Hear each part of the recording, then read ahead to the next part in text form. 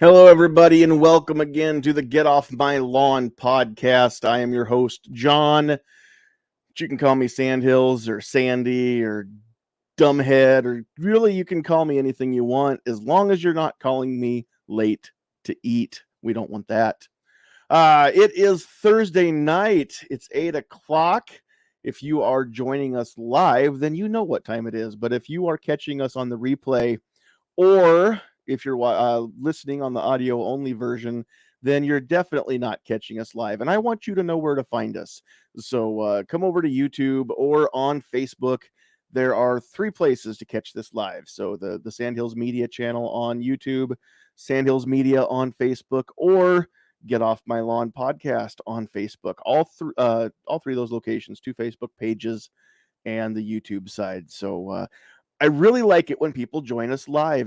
Since we switched nights, although we did take a little over a month off as well, but since we came back and switched nights, we don't have as many people watching live, and the discussions they're getting lively, but they're just not quite as lively over on the live chat as what they used to be. So I'm kind of hoping that we can grow that back up, but I can't do it without your help. So I need you to find that share button no matter where you're watching or listening, and just mash the heck out of it and send that off to everybody. In fact, you can do it right now. You can share this one and get your friends and anybody else that you think should be watching and listening. You can get them in on it as well. So if you're out there watching live, please drop those comments, whether it's YouTube or Facebook. We want to know that you're out there. We want to know that you're watching. We want to know what you have to say. And that's why this is so much better than TV, because we can actually see those comments. We can put them up on the screen if we need to, and we can have some interaction back and forth. It's almost just like you're in the room. There's only about a 20-second delay from when you type it to when I see it, or the other way around. I don't remember now. There's a delay from the time I say it until the time you hear it. It's about 20 seconds. That's what it is. Okay, so real quick here, there are a couple things I want to mention before we pull everybody up onto the screen that is in our panel tonight. So let's see, if you want to find this podcast or a lot of others, you can see down at the bottom of the screen, scrolling through, is our ticker. You can find this one and a lot of great shows on the Self Defense Radio Network. We're very proud to be part of that. And so you can visit that at sdrn.us. That is Sierra Delta Romeo November Uniform Sierra.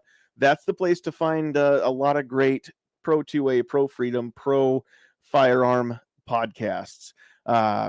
Go check them out, because they're adding more all the time. And if I try to list them, I won't even remember half of them. So you just go check that out. But not right now. We're live. So I want you to hang out with us and talk to us tonight. What else? I think that's kind of it for now. You can find the description of the video if you want to help us out financially. I'm not asking for your money. If I'm going to beg you for anything, it is for you to like and comment and share. And if you haven't liked the page or subscribed to the YouTube side, please do that. That gives me the biggest feeling of just that you really care about what we're doing here. But if you want to send dollars, actual money, that's fine too. There are a couple ways you can do that. So go check that out in the description of the video. We won't get into it too much here while we're going live. So real quick here, one last thing before we bring everybody on screen. We are able to go live to multiple locations because we have some very cool sponsors of the podcast. So tonight's show is brought to you by Decoding Firearms, an easy-to-read guide on general gun safety and use.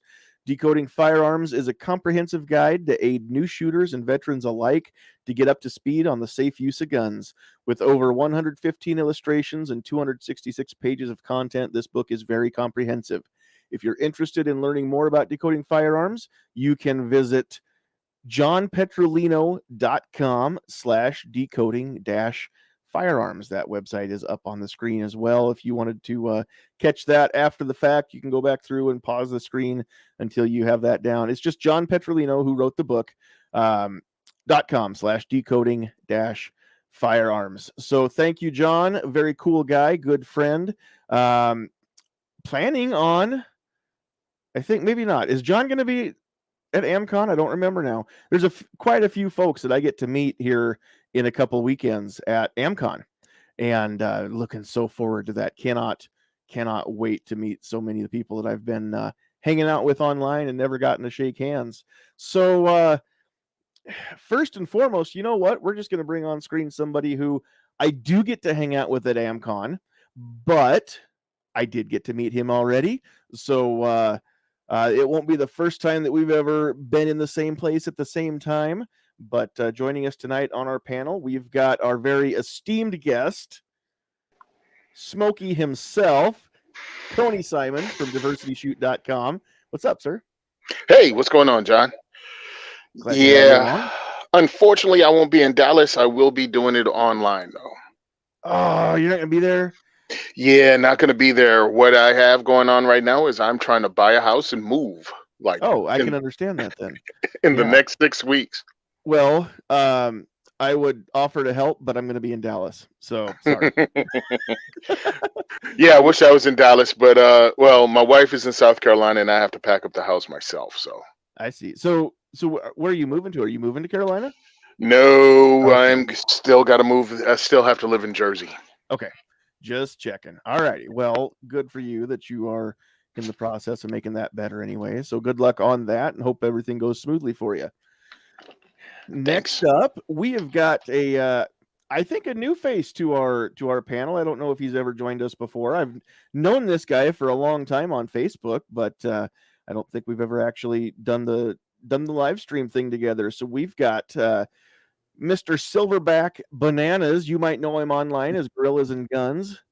What's up, sir? Hey, not much. Glad to be here. Yeah, this is the first time I've been on here. Yeah, we've known each other a couple of years now, Facebook and YouTube. So yeah, it's cool to be here and finally get to speak with you. Yeah, glad to have you here. All right, and then we've got a couple of our usual suspects.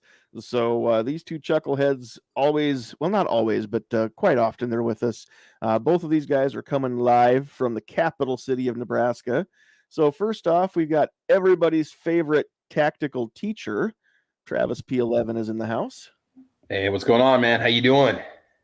Doing great. How about you? Cool. Yeah, I'm doing all right, man. Appreciate the invite, and I'm looking forward to tonight's discussion. I think it's going to be a lively topic. So thank you for the invite, man. I hope so.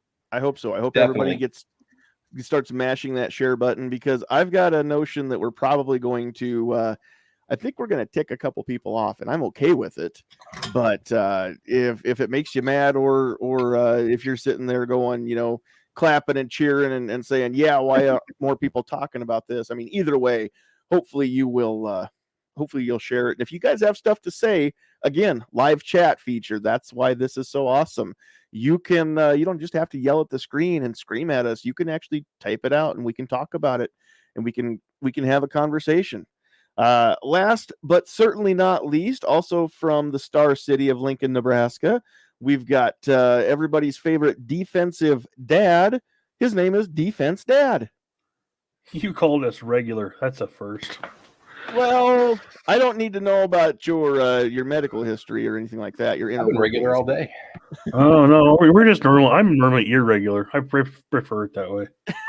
Okay, he's unusual. I'm usual. Unusual. That's a difference. There's a huge difference between being irregular and being unusual. So unlike the TJ Maxx of gun videos, it's slightly irregular. All right. Yeah, thanks for having me. Thanks for being here. Woo, all right. Well, we'll see. We'll see if the night gets better after that. Hey, let's just check here real quick, see who we've got out there in the comment section. On the Facebook side, we've got John Petrolino out there saying hello, saying good evening, Patriots. We were just talking about you. I don't know if you were here for it yet, but we were just talking about you. I promise I was saying two kinds of things, John. I said some good stuff, and I said some true stuff, but the true stuff wasn't real good, and the good stuff wasn't real true. So just so you know. Over there on the YouTube side, we've got Kingpin out there ahead of everybody. And then we've also got, who's that Sandhills Media guy? We don't know him. Defense Dad doing double duty. Keith Gregory's out there. Gorillas and Guns out there and in here. We've got tacos and French fries, making me hungry, even though I just ate tater tot casserole. I could still go for a taco and some French fries, I think, at this point now, reading that. Petrolino says he'll be remote for Dallas as well. It's not as good as actually meeting you face to face, but we'll take it. That'll be cool. All right. Let's see here. How do I want to kick this off? I had all kinds of cool thoughts that I didn't write down, which is always comes back around to bite me. I need to write this stuff down so I've got my thoughts together when we start one of these.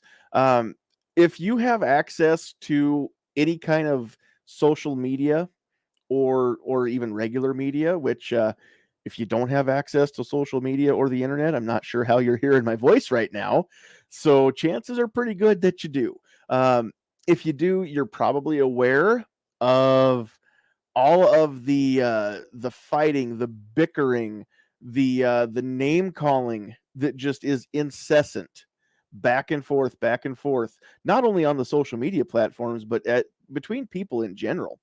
And so what I mean by that is we've got so many people that are claiming to be victims, right? That's the in thing right now, is you can get attention as long as you've been victimized. And there are people that are going out of their way to invent ways that they've been victimized. There are people going out of their way to create situations so that they can claim to be a victim. I think they call that narcissism. I'm not sure. I don't have that exact schooling.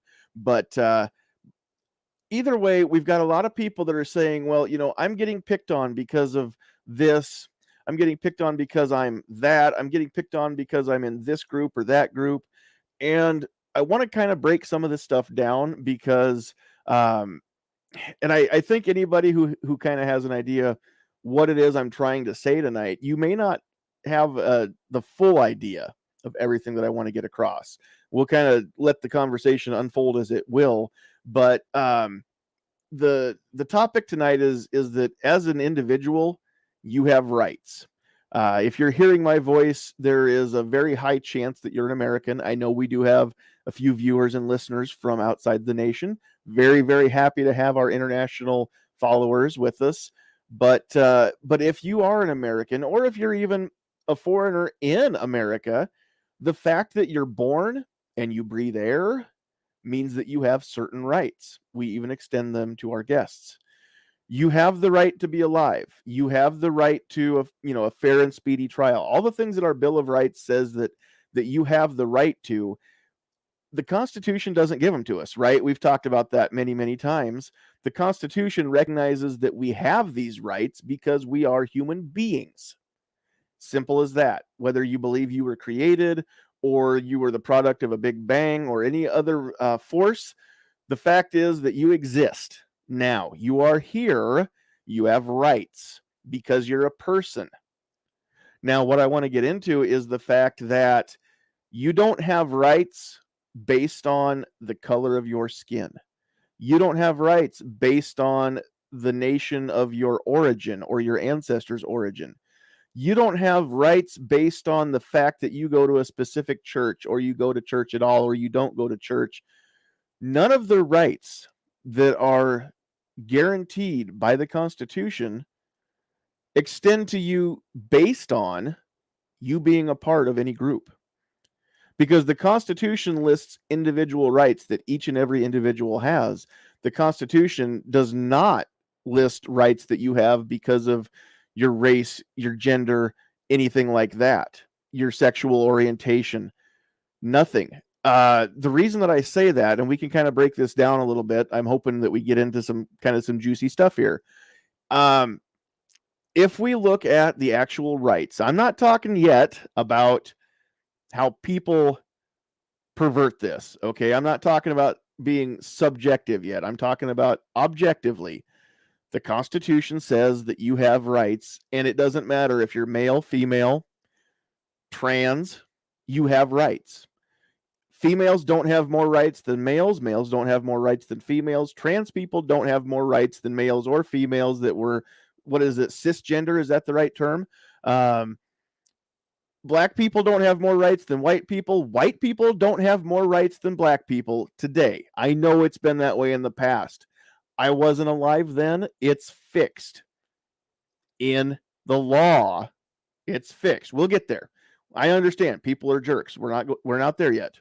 But that's kind of what I want to talk about. Is we've got so many people that are marching for LGBTQ rights. BLM is out there marching for black rights.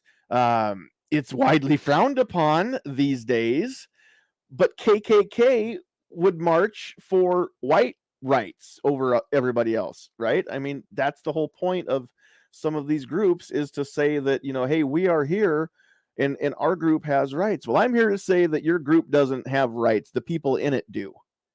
Each individual that makes up the group has equal rights under the law. Justice is blind. It was designed to be that way. And any shortcomings we have are due to people, not the system. I guess we're kind of talking a little bit about systemic racism, misogyny, whatever, but that's not really the topic. So I kind of want to bring up some examples, because I can't think of all of the examples, but there's tons of them out there where people are saying that, that they should have special rights afforded to them because of they belong to this group and that group and check off this checkbox and that checkbox. And it's simply hogwash. It's BS. You don't get rights because you check a box unless that box is human. That's it. So I don't know that we need to go around the horn. I think we can just kind of have a discussion here. But what do you guys see on, as far as, just first off, let's start with some examples of groups that are claiming that they've got special rights because they're a group of maybe marginalized people. But guys, don't all talk at once, okay? Well, I mean, the thing is, John, it's hard to argue against the points that you're making. I just think that when people don't get their way, or they don't get the justice they were looking for, then they can call out and say, well, there's no justice for me or my people in this country, even though people have gone through the same process, forever, the court system and so on. I don't know what to say, man. I mean, it's really kind of a difficult one to dispute against. But trying to think of somebody, but well, sure. And you've mentioned some of the big ones, but there's us as gun owners, right? There's a lot of gun owners that think we're entitled to certain rights. And here's the thing: no matter what's an organization you're talking about, everybody, like you said, we all have the same rights under the Constitution. However, when enough of those people get together as a group, and I know we said we're not supposed to, but basically you get a group mentality, and they start inventing things they think they should have rights because it's now a group. You don't have any more rights as a group than you do as an individual, even though that's just a whole bunch of individuals together with the same rights. They might have the same opinions, but the rights don't change. Nope, I completely agree. And I mean, I'm trying not to go straight to a specific issue. I'm also trying not to dance around any issues. I mean, Tony, you're kind of on the panel here. You're kind of our token locksmith. And so so when it comes to rights as a group, I mean, obviously, you well know from talking to people that aren't that much older than you that this country hasn't always gotten it right. I mean, it's clear, right? That's those of us that actually remember history, we know that. But when it comes to being objective, when it comes to the actual law, I don't even know what I'm trying to ask, let alone how to word it right. Because I know that you're not in a mindset where you claim to be a victim or you claim to be victimized, but at the same time, I know that you're not dumb. I know you're not blind. I know that you see crap happen all the time. So yeah. I just want your honest opinion on some of this. Oh, I'm just having fun watching you struggle with words. It's great. What's it like to be black in America today? My thing is this. a For lot those of of you that can't see Tony right now, we pick on him sometime. No, we don't. He's the only non-white dude on our panel tonight. what I feel, because this is my personal opinion and feelings. Mhm. Yes, not by the law we're equal. 1968, that was the end of the civil rights movement, according to the history books. That was when they passed the equal housing amendment, and you could live wherever you want to, regardless of your race, regardless of anything. And that was it. Well, I'm the first generation of African American, born with the same rights as a white person.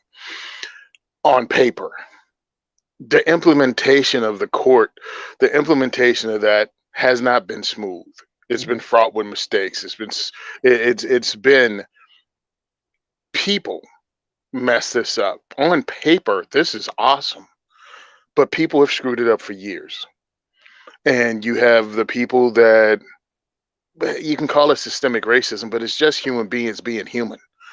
That's the way we've always done it, and the Supreme Court case doesn't really change that way we figure out around the system and things like that. So that hasn't changed. But as far as groups and individual rights, you have to push forward to make sure equality is that. But understand there's money to be made by some people that keep pushing this narrative. We can get there. We get there by us working together. I don't think there's many people going, yeah, it should be not equal. Right. People don't say that overtly. But when you do us against them and you waste opportunities, that all of us go, yes, you should have the same right as everyone else. But there's people that want that divisiveness because they make money from it. They get political cachet from it. So there's a business of victimhood, and that's the problem. And that's one of the problems. We all believe in equal rights. We all believe the second is for everyone. We believe that you should have equality, and you go for a job and the best person should be hired for that job. You'll be hard pressed to find someone to argue against that. But depends on how the argument is couched. People don't want to be involved. Black Lives Matter is not a black civil rights group. It is not a black civil rights movement. This is an old school term, race hustlers making money on our race. And that's almost as old as racism in this country itself, or at least the civil rights movement. There were people that were making bank off of it, and there are people that are still doing it. They're doing it in the LGBT community. They're doing it in the Latino community. There are people that figure out how to use divisiveness to put money in their pocket. Because on a whole, in my opinion, as a whole, Americans want that, but it has to be brought up. When inequalities happen, it has to be brought up. And if you're not that minority, you should try to empathize or sympathize or even see the other side of it and how we perceive things different based on your color, your race, and things like that. But it happens through conversation and not people yelling at each other. And on an individual basis, you can learn that. But yeah, there are a lot of people that love the divisiveness. They play it up. And I think we'd be a lot further along if it wasn't for those groups and those people that bank on us staying separate. Well, and what do you guys think about this too? Because you make a great point, Tony. There is a huge business side to it. There is a huge financial windfall that comes of keeping the people separated and basically, de facto segregated as best as they can, which always creates victims. And then there are a few people that, again, they want the attention or the relevance, so they claim victimhood to the point where we've seen people concoct situations that didn't happen that made national news just so that they could try and be relevant as a victim, which, I mean, as a masculine male, I kind of resent the concept. I don't want people to feel sorry for me. I don't want people to look at me like I'm a victim. I want people to look at me like I'm just a dude. So I don't understand the victim mindset quite as much maybe as some of the other people do. But do you guys think that the people that are claiming the victim status, are they a lot of the time just useful idiots for the puppet masters that are making the bucks? I mean, it's really easy to rile people up and tell them that they've been victimized, and then, oh my gosh, yeah, the world's out to get me, and everybody hates me, and woe is me, while they're raking in the money from it. I think there's a lot of that. I also think there's a lot of people that adopt the victim mentality because it's a way to get attention for themselves. It's a fad. Well, not so much a fad. It's part of people with mental disorders too. Like, not all, but some. It's a form of attention in the form of negative attention, but it gets them attention that they or otherwise don't get in their lives. So, I think there's part of that too. Well, I personally, because we got a couple different. I mean, I can name a couple of different cases. Jesse Smollett or whatever his name was. It said the guy's, he was attacked by white guys in Chicago at like 3 a.m. in sub-zero degree temperature, and threw a noose around his neck and poured bleach on him. Yeah, that's a case of a whack job who was about to get fired from his television job trying to stay relevant. But then you get someone who, I forgot the lady's name, the police officer that seriously overreacted and was trying to snatch the black lady out of her car, and she had the seatbelt on, and he was just screaming at her and really losing his mind.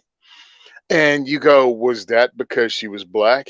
Was he a racist white dude? Was he just a crappy cop? You know what I'm saying? So you have to, when you're black and you're looking at that and you've heard stories about it, or you've been pulled over and harassed by cops. Listen, I've only been black, so I can't figure out whether the cops pulling me over because I'm black or not. I only have my one perception, and that's usually not the first stop I make, is this guy's harassing me because I'm black. But that has happened, or at least the feeling has happened, and some cops have actually said some messed up stuff. So when I'm perceiving something, I may perceive it different than you. You know what I'm saying? I may be looking at the same thing and you go, wow, that cop's a real jackass. Like the George Floyd thing. A lot of people go, that cop was a piece of crap that killed a man. Mm-hmm. And then, depends on your life experience, you might go, that racist cop killed a black man. That white racist cop killed a black man.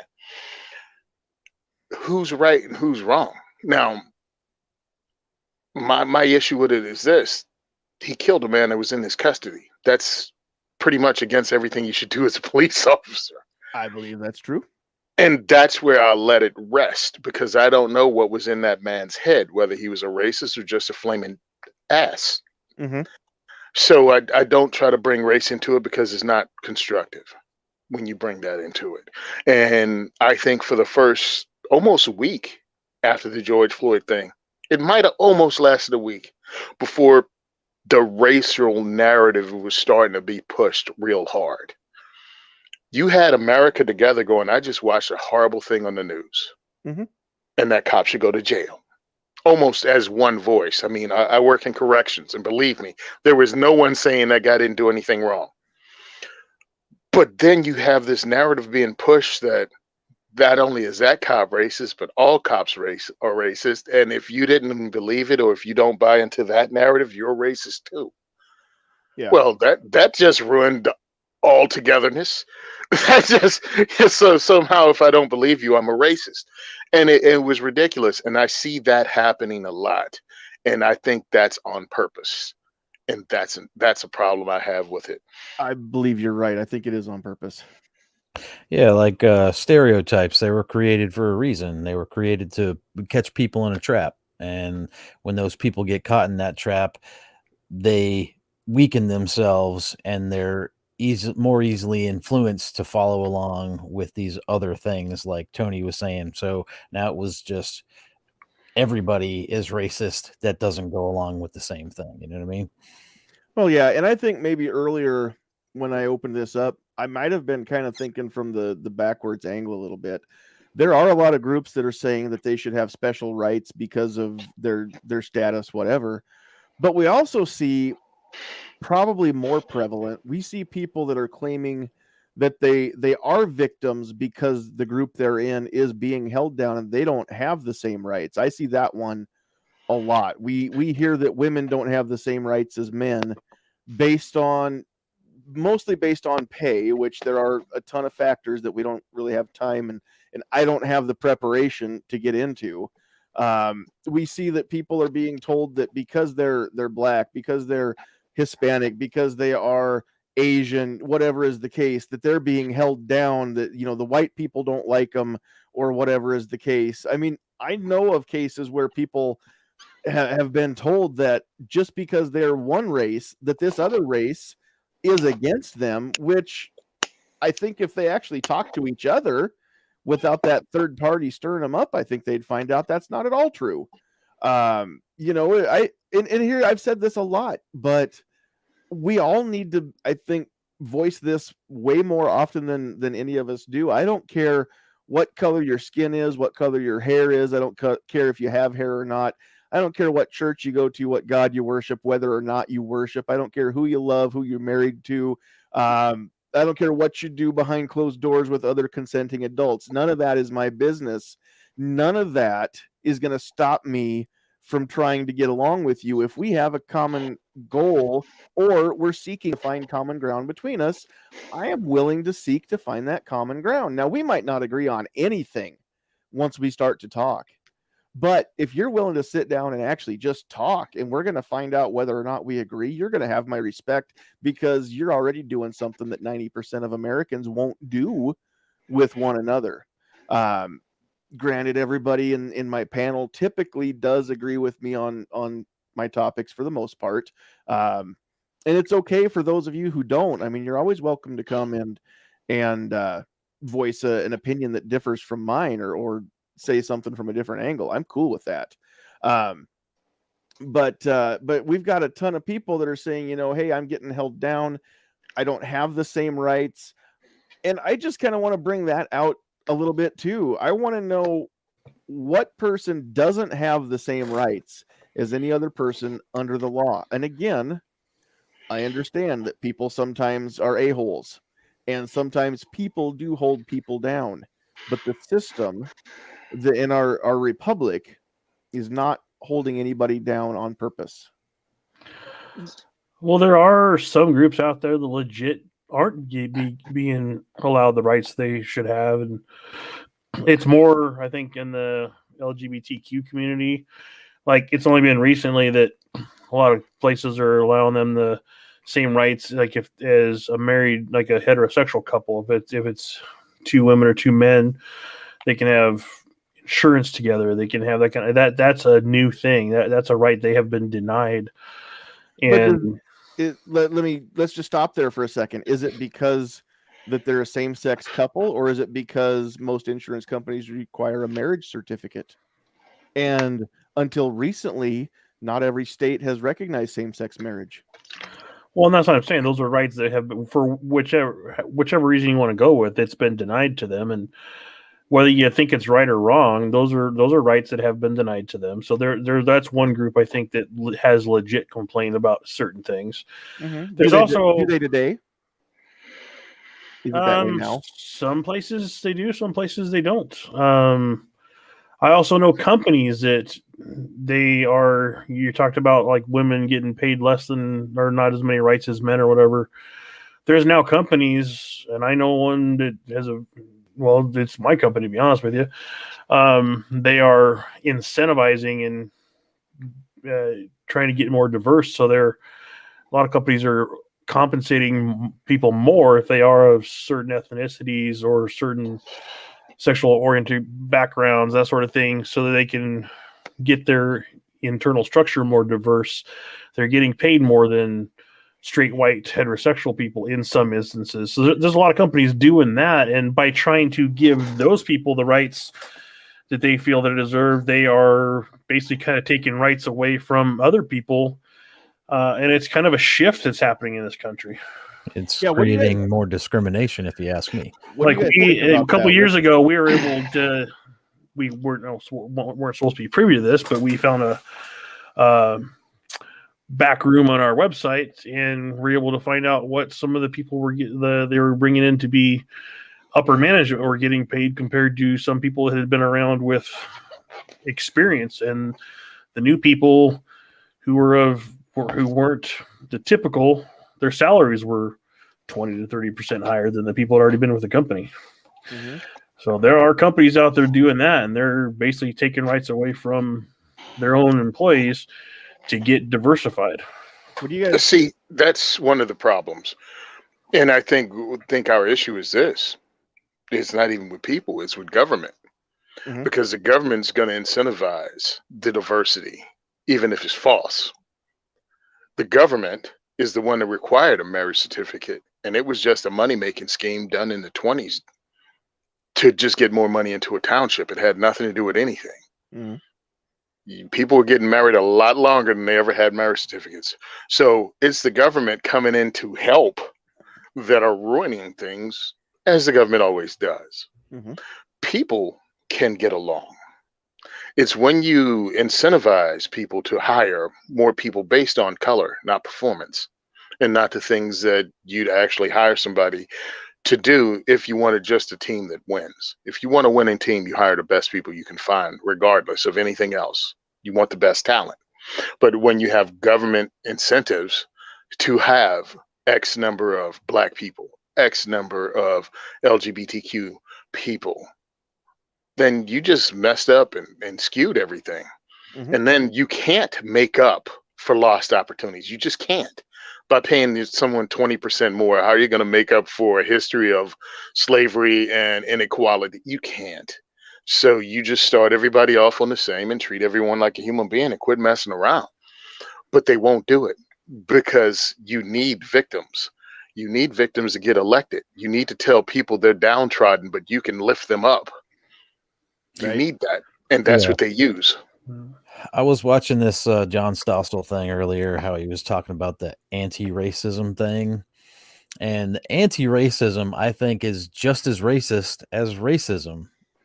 Because if you look at it, basically they're just saying that this race is less than the other race. So that's why these people are racist against them. So you're basically coming out and flat out and saying, you know, my group that I'm saying you're being racist against is lesser than you, and we're all the victims and we all need help and you don't. You know, that's the kind of the way I put two and two together with that. Yeah. Well, to me, and go ahead. I was going to say, and we seem to be focused on the racism and the LGBTQ things. This last year has generated something that we've never had before. Well, haven't had for a long time, if ever. Now you got people who do believe in the vaccine and don't believe in the vaccine, and you're having people getting their rights stripped away in the form of there's companies that are firing people if they refuse to get the vaccine. So it's taking their right to decide what to do with their body away, Mhm. being able to stay employed. So that's a new way. It's crazy. Well, and let's just go there for a second, because that is a prime example of what I'm trying to say tonight, is that groups of people do not have rights. Individuals have rights. The American people as a whole, if we just call them the people, it is not my job to make the people healthy or to protect their health. Nor is it the president's job. I'm not aware of any part of his oath that he swore at his inauguration to preserve, protect, and defend the health of the people.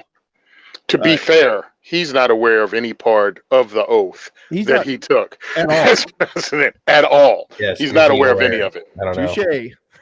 No, but honestly, any elected official swears an oath to preserve, protect, and defend the Constitution, not the people, right?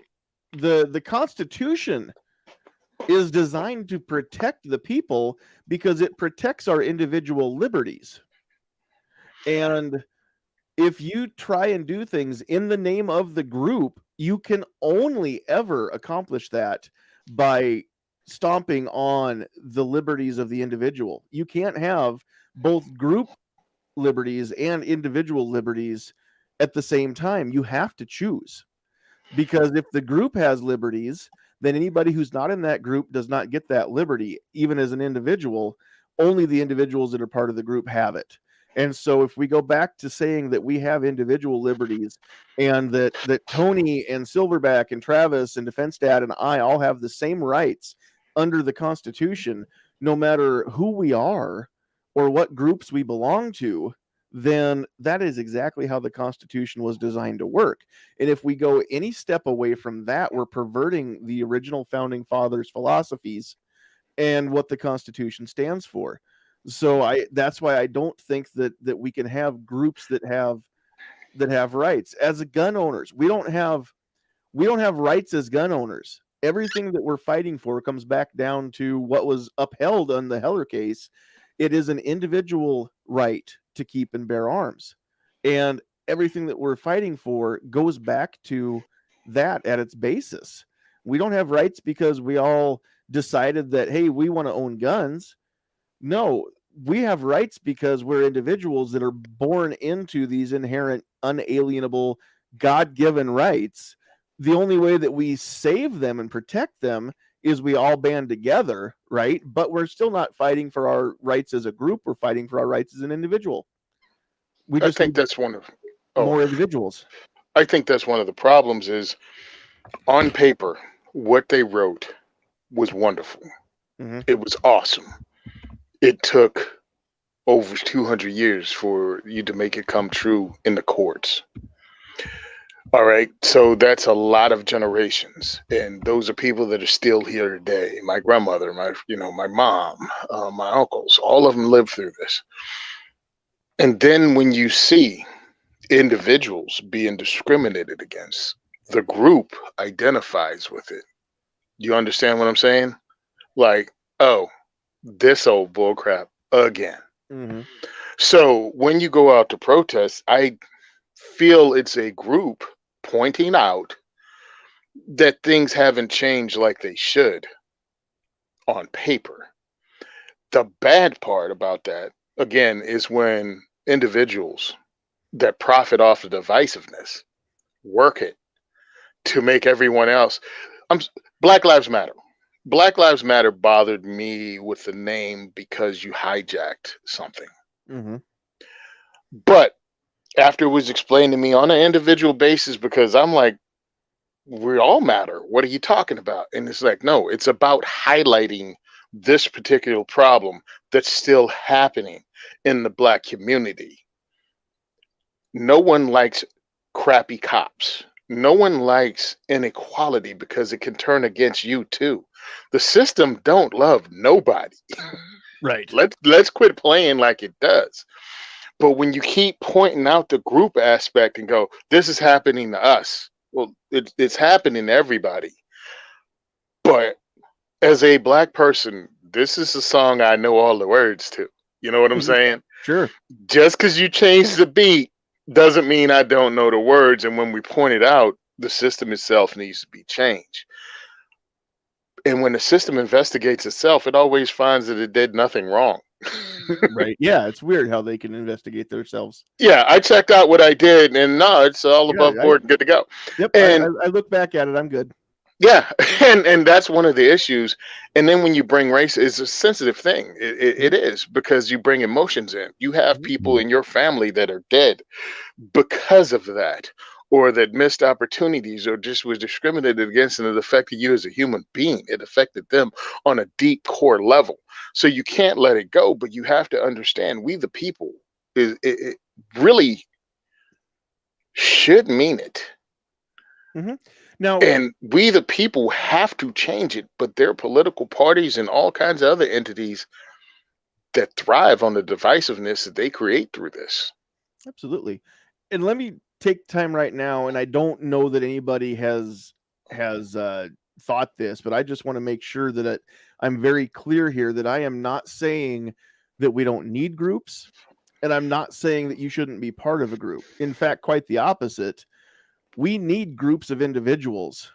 We need groups to band together and fight toward a common goal, whether it's us as firearm owners, whether it's us as people who don't want to be forced into taking any drugs or medications that we don't choose to take ourselves.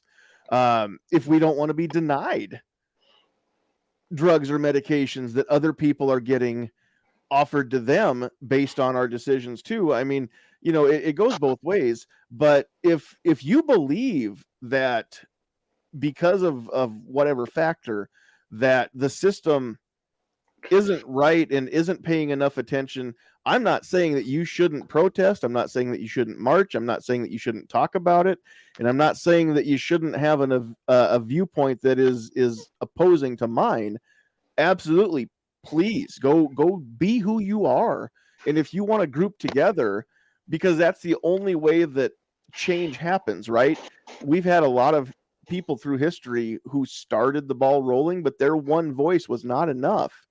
It took a group of people to finally say, I have had it. It's time that we fix this, right? Dr. King couldn't have done everything that he did by himself. Rosa Parks didn't do anything by herself. It was all these people working together, and everybody who worked with those people who made change happen, right? Everybody rose up as a group. We need that. Okay, I'm not saying that part is wrong. I'm just saying that if you're going to band together in a group, you need to understand and make sure what it is that you're fighting for is actually the right thing, because you're not trying. Most people, I believe, that march with BLM are not of the mindset that we need to elevate Black people above everybody else. Although I would say that there are a lot of people in America right now that would think that the white people need to be lowered below everybody else, including an awful lot of white people who feel this thing that I don't understand called white guilt. I put a post up. I put up a post here. I think it was earlier today or it was yesterday. The fun Steven Crowder meme, with the change my mind sign. And I don't have it in front of me to read it exactly, but basically what I said is people who feel white guilt are just they're finding a way for the white people to still be the victims in this deal. If you feel any kind of guilt based on things that happened before you were born to people that you're not even related to, or from people that you're not even related to, then just get over yourself. You didn't cause it. You can help fix it, but no, you'd rather just sit there and whine and say, oh my gosh, I feel so terrible for being born with my skin color, which is the opposite of what they fought for in the 60s. Nobody should feel bad about the color of skin they were born in. Let's celebrate the fact that God put people on this planet that don't all look the same and it's not boring. Why can't we just celebrate the fact that we are a diverse group of people and call that a good thing and then move on, right? Why do I know why, but I mean, honestly, why do we have to make this such a big divisive issue that I'm not supposed to like Tony because he smokes cigars and I don't? I think it's, and this is feeling, it's been played. You're being played. You're being constantly manipulated. Sure. I understand if you go, yo, dude, and this is just me as a Black dude interpreting what I see from white people. So I could be totally off. It could be, you could go, yeah, I've been given opportunities that other people weren't giving. Probably based on my race and where I grew up or who I grew up with. I might have been given opportunities others weren't. Okay. What are you doing to make anything better for anyone? Yeah. If all you're doing is feeling bad or posting a black square, you're doing nothing. Go help someone, anyone. I feel if you feel some kind of way that the world is unjust, then go make it just. Go do something to work toward that goal of helping somebody out that might not have opportunity. Big brothers, big sisters, something. Yeah. You can do something to make the world a better place. But going around feeling guilty because you're white and doing just the social media bullcrap, you've done nothing. No, it's a combination of claiming victimhood while virtue signaling. Yep. Yeah, that's actually hurting more than it's helping, It is. If you want to go out and stand up for a cause, leave the divisiveness out of it. I mean, You're standing up for a cause, yeah. right. And you got to include everybody in that. Like John was saying, you get more people behind it because one person can't do it alone. And by being divisive, you're not getting everybody in there, and then you're putting that discrimination out there, and then you're causing these other problems to happen, and then that's where people start acting I guess, more racist towards one another. It might not be specifically racism that they're feeling, but now they're feeling a hatred towards you because you're excluding them for something that they believe is a good cause that they want to help you fight with, you know? Well, and let's not. There were a lot of white people marching with BLM. All right, because many thought it was about equality, and to them it was about equality. It was about recognizing that. But the media and everything else played it out ridiculously. Mm-hmm. My sister marched with BLM. My sister's mixed. My sister went to DC and marched with BLM. My sister is not a radical. My sister doesn't think black people should be elevated above white people. Again, she's of mixed race. She just wanted to point out, just like I said, things that are happening, and you wanted to highlight it. Yeah. People are being manipulated all over the place. We know it. Treat people like you want to be treated. And that could happen. And when the system is jacked up, all of us should demand better of it. And that's not happening, you know, and it kind of sucks because we all know the system is messed up. Mm-hmm. But the system investigates itself. And that's what I said before. I hate to repeat it, but the system investigates itself. And then they use our political parties and everything else to play against us because, you know, every politician is a scumbag except my guy. Well, that's the divide and conquer technique. And here's another thing that drives me nuts. And you guys maybe don't feel this way, but this is sure how I feel about it. Whenever we see something happen and we've got all these folks, you know, that are putting the black square up on their IG or Facebook, you know, profile pic, whatever. The white people putting up the black squares, the people that are putting up the rainbows, whatever it is, name a group, you know. It always looks to me like it's one of those deals of, hey, I've done my part. First of all, I put up a black square. Okay, black people, you're welcome. Look at me. Look at how much I've helped you. You guys can't do this. Black people, you need us to put this black square up because you guys don't know how to fix this yourselves. So you're welcome. That's what it seems like they're saying. It drives me nuts because I'm not saying that white people can't help black people, but black people don't need us. They want us. I think. Maybe I'm saying this wrong. The white messiah syndrome. That's the greatest thing, dude. It's been in movies and everything else. It's like the downtrodden LGBTQ people. I put up a rainbow flag outside my house. I made the world better for you guys somehow by putting up this flag or by posting this frame around my profile picture. Like, what have you done? Nothing. Teach your kids to treat people with respect. That's all you got to do. Well, and let people see you treat others with respect and be an example yourself. That's all it takes. If we would all be that example, we'd have this sucker stamped out by next weekend. That's people not only they want to be seen as making a difference without putting any effort whatsoever into it. Yeah, the hero complex. Everybody wants their 15 minutes of fame. And like you said, you got the white messiah complex, you got the guilt complex, you got all this other stupid stuff that people are buying into now. So now they think, oh my God, I'm terrible. I have to do something to give back. Yeah.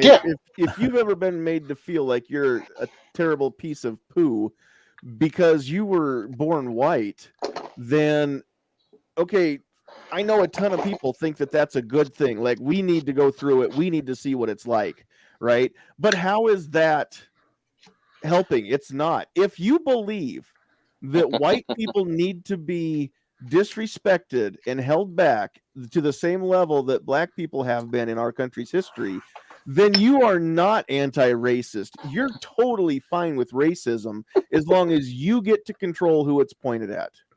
And I would venture to say those people that if they actually got treated like that, they'd be the first people to cry, oh, it's not right. I'm being discriminated. Like, you know, they don't have the toughness that to go through it and come out a better person.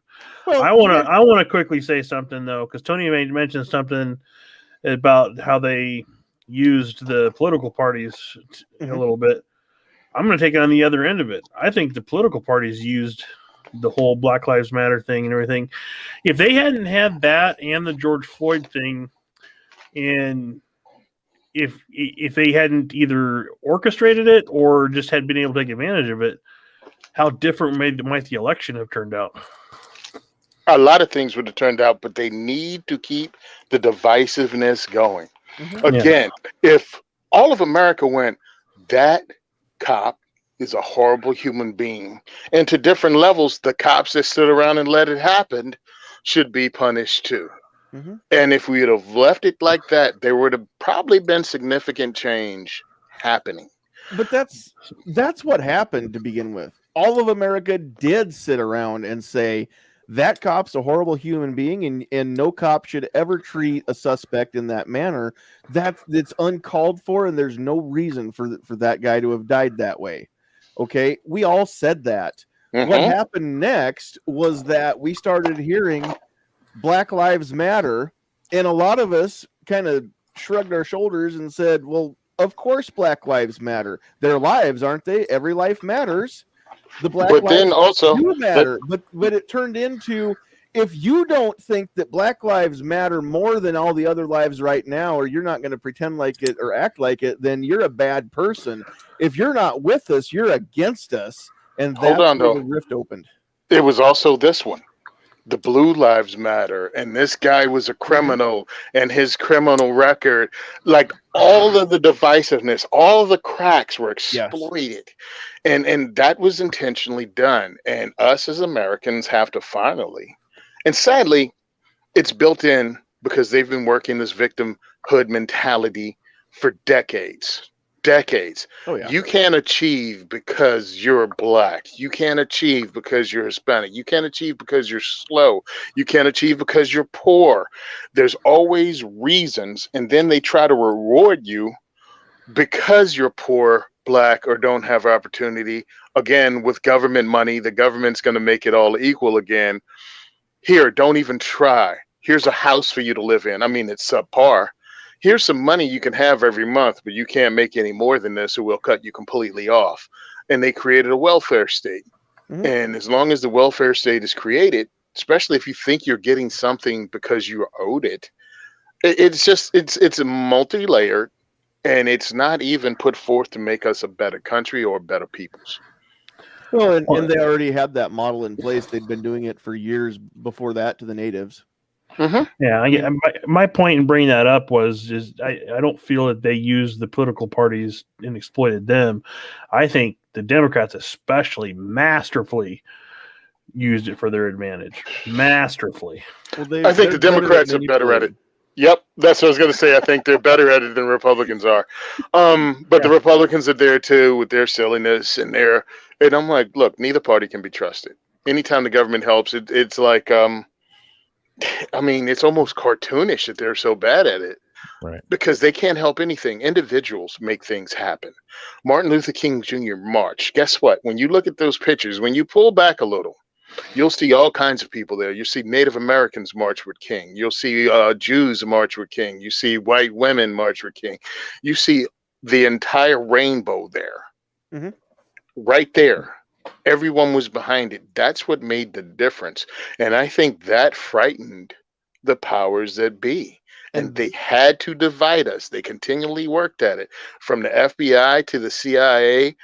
I mean, we know some of the programs now. We know the names of the operations they ran to destroy the movements from the inside. And they did it to all of them. What's kind of, I don't know, sad is the right word, but in the 60s, when you pulled that picture back and saw the whole rainbow marching with Dr. King, they were there because they believed in what he was saying and that he was right and that nobody should be held back behind anybody else. Today, you see the tokens in the front of every march, every parade. People that are put in the front now are put there on purpose for a reason, and they're being exploited, whether they realize it or not. Some of them are okay with it. Some of them are useful idiots that have no clue. but I'm so cynical now that I don't believe that anybody is who they claim to be until they've proven that to me in some way, which again, that's just my cynicism speaking. Real quick before we go too far, I do want to throw a couple comments up here. First off, we got a super chat from Crumpy. He says that they should make the world better by ordering your patch, Tony. Go to blackswantactical.com and get the bubble bathtub bubbles. Is that what it's called? The bubbles patch. The bubbles patch. Yep. Hello from Planet Lovetron.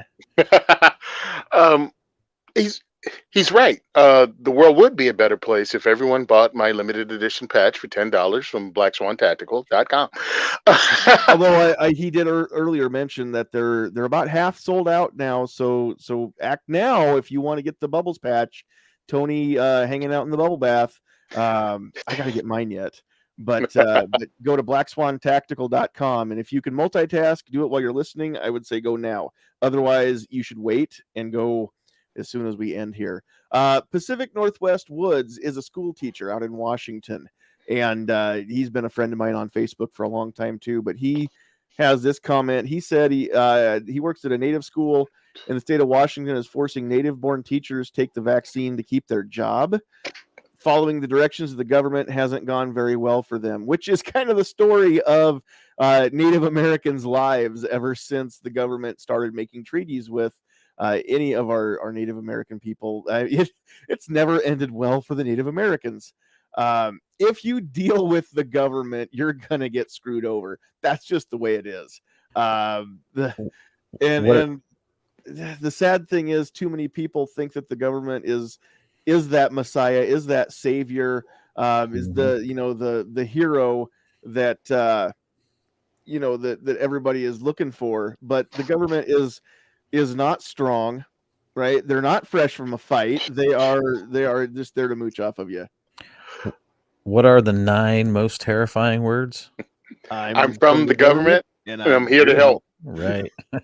And here's what people, when you talk to them, every trope in the movie, every trope on your TV show is always the government ruining stuff. The government's behind it. The government. When did the government become the good guy? Give me a date. Give me a date that the government became the good guy that cared for all people. It's not there because the government's people. But at the same time, your tropes in the movies, the stereotypes is the government is always going to be there to help. The hostage rescue guy, the good guy coming in with the badge, the men in black coming in to stop the aliens. It's always a government entity that comes to save you. But now, that's not true. The MIBs operate outside the government. They're self-funded with Velcro and a few other inventions. That's true too. But it just kills me, dude. It's like the government's not your friend. The government's not your buddy. No. The government is exactly that. It's us as individuals that have made the difference in this country from the very beginning. We make things happen. The strength of the individual, rugged individualism made this happen. We help each other out. When there's a fire down the street, we help our neighbors. We rush and get them out of the building. We do the things on an individual basis every day in this country, and is rarely highlighted. We protect ourselves more than the police come and rescue us. We haven't been pushing that forward as a thing. They keep looking at it as a negative, and it's not a negative. Individuals being self-reliant has been pushed to the back. You're a whack job. You're a survivalist. You're a prepper. Nothing's wrong with any of that. Yeah, the government's just trying to squash all that, so everybody is a weak individual who will beg them for their security. Yeah, and the more discord they can sow and the less trust there is between us as individuals, the easier the job is to hold us down and squash us. Wait, you're saying the government doesn't want us to be able to protect ourselves and take care of our families on our own? I know that it's a new concept to you, Defense Dad. My mind is blown. It's time that somebody called these newbies. Gotta tell you what. Noob. You were going to find out. We were going to wait till you were a little older to talk about this stuff with you, but I'm sorry you had to find out this way. I'm pretty sure I'm the second oldest person in the room. I hate to spoil it for you, but yeah. But nobody knows how old I am. You're the only one I don't know about. You've got less gray in your beard than some of us. Yeah, he looks about 27, 28. Silverback over there. Yeah. You're So, just John, I got a flattering question me. for you then. Do you want me to here's send you the some thing. flowers? Because that was like very nice of you to say that. I've just hit that age where everyone looks younger than me, and I just let it go. I don't know how old anyone is by looking at them now. I'm used to being the guy in the room that has the best beard too, but Silverback's here, and I'm feeling a little bit. I got the second best beard in the room.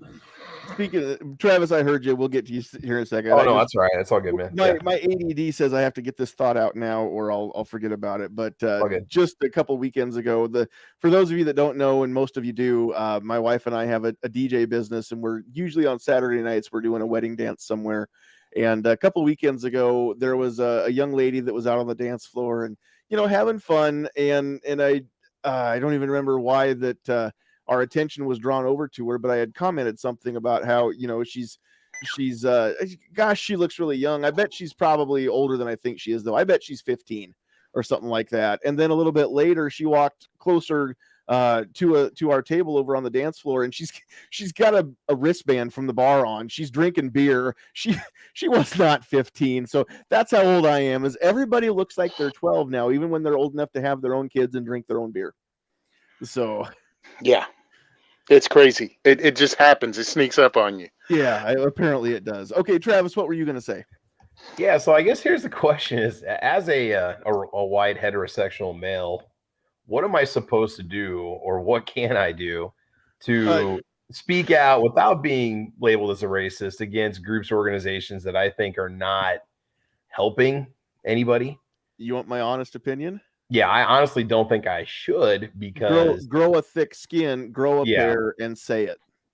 Okay, all right. Honestly, we need more people to grow a thick skin, grow a pair, and say it. Ladies, that goes for you too. You can grow a pair and say it too. You don't have to be afraid. This is pardon the colloquialism.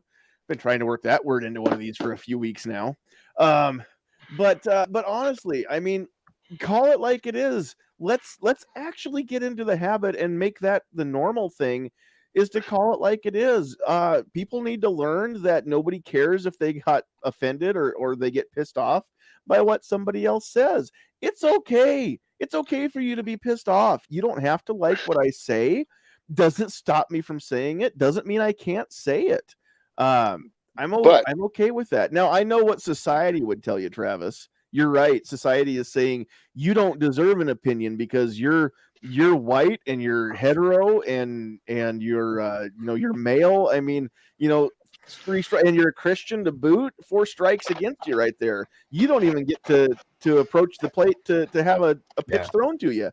But the thing is, I agree with Tony completely. Where you say, there are times when groups need to get together to point out some sort of specific injustice or some sort of inadequacy in the system that recognizes everybody as equals. It's the only way. But then the motivation behind those groups and their leaders are what I take an issue with. It's not the idea. The idea is great. It's what the people's intentions are that are running behind the scenes that really bugs me, Mm-hmm. But again, that's, go ahead, Tony. In my opinion, that's the problem. They do that on purpose. So when you speak up, especially if you're not really articulate or given, you can't be articulate in a tweet. You can't be articulate when you're writing it down on Facebook and your phone is speak to text. You can't do that. And that's the sucky part, because again, it happens on an individual basis. When we're having conversations and we can bandy ideas, we can make each other understood. We can see the point of view and where we're coming from. They're intentionally doing this. Everyone on Twitter is not one individual. This is a group of individuals sowing discord, and that's their job. And then there's the cowards that go in there and just say blatant stupid stuff they never say and don't even mean. They just want to watch the world burn. Right. So you have a lot of different motivations behind communication, because all communication is manipulation. And we have to understand that we're being manipulated on a total basis. So what do you do as an individual? You talk to people on an individual basis. Mm-hmm. I think that's what would happen. Because doing it online, no, you're going to have people come after you that are blatant racist on both sides. You know what I mean? Oh, you're white, so you can't have that opinion. You're obviously a racist. Well, they'd never tell you that in person because you can actually have a conversation with them. And if they can't have a conversation, they'll be childlike and stomp out of the room. And well, you know where their maturity level is. But people that actually want to get to the bottom of things, we work together and we get to the bottom of things. We make it happen. And I do have to agree. Yeah, it's time for the silent majority to speak up and squash a bunch of this bullshit. Sorry, didn't mean to curse, but sometimes you got to call it what it is. You know what? I'll allow it. It's actually BS. It's BS. You don't want a cop beating a white dude to death on your block any more than you want to beat anybody to death. You know what I mean? And when it comes time to punishment, you want them punished. You don't want that, and I don't want that. But you know there are a ton of people out there that do want that. They think that that's what justice means. Is that the cops start beating the white people down instead of the black people. But that's not equality.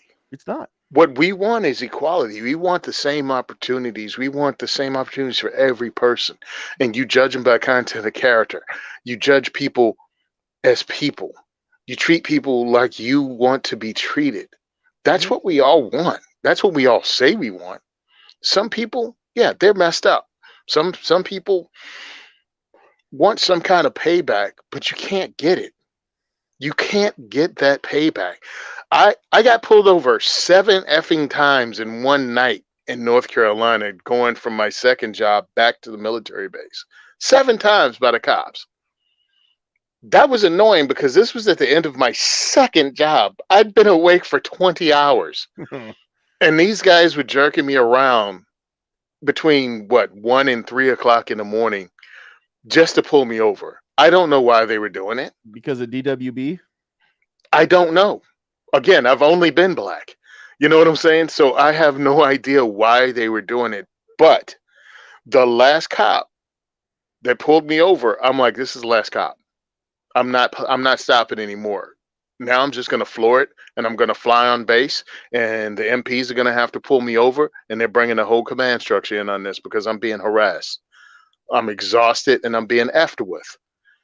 Well, the last cop ended up being a black woman on the force, and that sister caught the wrath. I'm sorry, but she caught it. You was unlucky number 7, lady. Here it is. I was polite to 6 other mofos. All of them happened to be white cops. I didn't know what color you were until you got to the window, and by then it was too late. The monster was loose. She got cursed out. But yeah, we all want equality, man. But there's people out there that want more than equality, and you can't have that. Sorry, that's not going to be there. Most Americans believe in equality. You can't take it back. You can't make a white dude pay for something he didn't do in the first friggin' place. Sorry, but the 20-year-old white guy who grew up didn't take anything from you. He might benefit from things you didn't get, or your parents didn't get, or your grandparents, but you can't make that up by treating him like shit, or calling him a racist, or making him a second-class citizen. We can work together to make this work because we have. We've come a hell of a long ways from the freaking 60s. We've come a long ways from the 70s. We've come a long ways from the 80s. Sadly, I don't think we've come that far from the 90s and the 2000s because they pushed it backwards. September 12th, 2001, America was freaking together. And they've worked their asses off to bust that up for 20 years. And many of us have allowed it because they've played on our emotions. And that's how you keep a people divided, and that's how you rule a people, and that's what's happening to us now. Well, and we can even see that in pop culture. I mean, growing up in the 80s, I mean, I was born in 79, growing up in the 80s and 90s watching TV shows. I mean, that was a great time for family television. They had family values that every episode had some sort of a theme. And some of the shows weren't afraid to tackle some of these issues. I mean, I remember on Family Matters when Eddie got harassed by a couple of white cops, and his dad went and talked to those cops and called them out. I mean, his dad was a cop. He understood. He saw it too. This is nothing new. This has always gone on. We get it. But that was a cool episode. But thinking it back to pop culture, I mean, in the 80s, everybody loved Michael Jackson. You didn't have to be black to love Michael Jackson. But today, if I want to, say that Not that I ever would say that I love Drake because I can't stand his music, but if as a white guy, if I want to love Drake, there's people that want to say, well, I can't like him. That's cultural appropriation. Like, how racist can you get by saying that you can't all come together and like this guy that is a recording artist because of who he is and what his culture is? He's Canadian. Right. What are you talking about? Right? Everybody can like him. He's Canadian. Right? I mean, come on. Even the thugs in Canada, like the Quebec City thugs, I mean, I don't know how you take a street thug seriously when he's speaking French. Right. Hey, give me your wallet, eh? Or I'm gonna have to rough you up, eh? Sorry. If he comes at you in French and it's like, all right, calm down there, Pierre dog. I mean, put your knife away. I'm not scared of you. See, what I don't understand about the whole thing about music is the one thing that doesn't see color is music. Yes. So how can music be for one group and not another, or for one race and not another? I mean, music is like a universal language. We've fallen so far from "We Are the World" and "I'd Like to Teach the World to Sing." Honestly, we really have. "We Are the World" was an amazing event when it happened. The answer. Oh, I was going to say real quick to Silverback. The answer I got was from. It was over on Never Enough Animals podcast one night. We were talking about hip hop and we were talking about Latino music and stuff after the show. And I was told that since I wasn't from that environment, I can't understand it or appreciate it as much as somebody that is from a certain environment. And I said, I enjoy the storytelling behind the music, the stories being told during the music, what the artists have to say about what they went through. It's like storytelling to me, poetry, right? I really enjoy it. Yeah, I can't connect with the emotions that might be associated with what's being expressed because I've never been in those situations. You've never known a whore named Strawberry. So you can appreciate. I laugh because I made it rain. I don't understand what no, I'm just saying but I don't know. I just kind of bothered me because I'm like, yeah, okay, I get that, but don't say I can't listen to it and not give some appreciation to the artists that make it because I enjoy listening to it. I'm sorry, but I've been force-fed hip hop since I was 12 on MTV. Mm-hmm. I'm just a product of what I've been marketed to. So if you got a problem with that, go after the industry and not the consumer, right? Well, hold on. Hip hop and rap music are one of the purest forms of music appreciation there is. Because if you listen to the music and the songs that they've sampled from, it's from every genre. Yep. So if you appreciate that, you are hearing and listening to a whole lot of different songs. It is an art form. Even though, some of it I think is freaking horrible today, it's still an art form. No, I'm listening to music. I'll be honest, I love listening to the Wu-Tang Clan. I've been listening for 25 years because of the storytelling. I like some of the more street style hip hop, not a lot of the commercial stuff that's very repetitive, that's 2 minutes long, that takes 7 rappers to get through a 2-minute song. I like the older stuff because I thought it was higher quality, in my opinion. Mm-hmm. But that's just. But I'm not going to judge because I'm not from there, so I can't know these things. I didn't grow up in the projects. I'm sorry. I just appreciate the music, and if you don't want my money to buy the albums, then okay, that's fine. Whatever. If you remember your music history courses, sorry, go ahead. All right, yeah. Music is a feeling, it's a thought, it's a painting, it's a vision. I mean, music is so many things that you cannot put it in a ball and capture it, Mm-hmm. It comes from within you, it comes from without of you, it comes from all around you. There's no way you can categorize music as anything but being something that is like of the most ultimate of purest art forms, because that's where expressions are made. That's where, like you said, stories are told, feelings are felt. I mean, it goes on. There's more to it. It's an infinite thing that you can never really truly describe. And I would say this, it's important to tell the story because it is unique. Right? If nobody sings a song about something that we all go through and we all deal with on a daily basis, those songs aren't that popular, right? Other than falling in love or falling out of love. I mean, yeah, those are kind of things that we all deal with at some point. But the fact of the matter is that if you're telling your own personal story through a song, then nobody else has ever felt what you felt, and you're telling your experience. So, I don't have to have just killed a man, put a gun against his head, pulled the trigger, now he's dead, in order to sing all the words to Bohemian Rhapsody, even the high parts, right? And I love that song. I don't have to relate to the exact experience to appreciate the song. That's what's so great, is growing up in way past the middle of nowhere. I always tell people, where I came from, you go to the middle of nowhere and then you drive another hour, and Travis has been up there, he understands. And so I have no idea what it was like to be Coolio growing up where he did. But when I was in high school, I loved listening to his music and listening to him tell stories.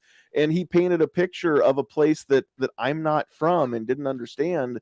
Maybe I still don't understand it, but I think that I at least got a peek through a window, maybe. Well, that's the point. And that's what it was. It was a peek through. That's how they wrote songs. And yes, a significant portion of rap sales were white kids because they knew it. Yes, believe me, you're not unusual. I have a whole bunch of friends that can. I'm looking at them like, man, I don't even know all the words to that. But as far as humans and human culture, we've been communicating through music forever. Mm-hmm. And I didn't hurt myself today. I didn't feel my skin tear, but I can listen to Johnny Cash sing "Hurt" and it still freaking puts chills down my spine. Yes. Because it's like, wow, you can feel the emotion. That's not my story at all, but it's an amazing song. Jesus, the hair rose up on my hand because I'm thinking a little bit just thinking about it. If those of you who haven't heard Johnny Cash's cover of that, it's a 9 Inch Nails song, but he does it so much better than Trent Reznor. In my opinion, Trent Reznor said he did it better than him. Yes, yeah. Johnny Cash made it very haunting, and I don't know a better word for it than just haunting. It's also the first and only music video Johnny Cash ever made, and it was awesome. Watch it. Yes. Go watch it after the show. You're done here. After you buy my patch, go watch Johnny Cash. We finish, then go buy the patch, then go watch on YouTube Johnny Cash "Hurt." Yeah, no, it's an amazing song. You're right. You don't have to be a heroin addict to understand where he's coming from in that the emotion, where his emotion's coming from in that song. And again, it's a cover. Johnny Cash may or may not have understood everything that Reznor felt when he wrote it, but at the same time, he expressed it so well, and that's where music comes in. Well, I know a ton of people who say that they wouldn't still be here without music, whether they play or write or sing or just enjoy and listen and be immersed. The music has gotten them through some times, and I think we've all been there at some point. Right. Well, I grew up as a musician, and I can tell you, like, you can feel the emotion in songs.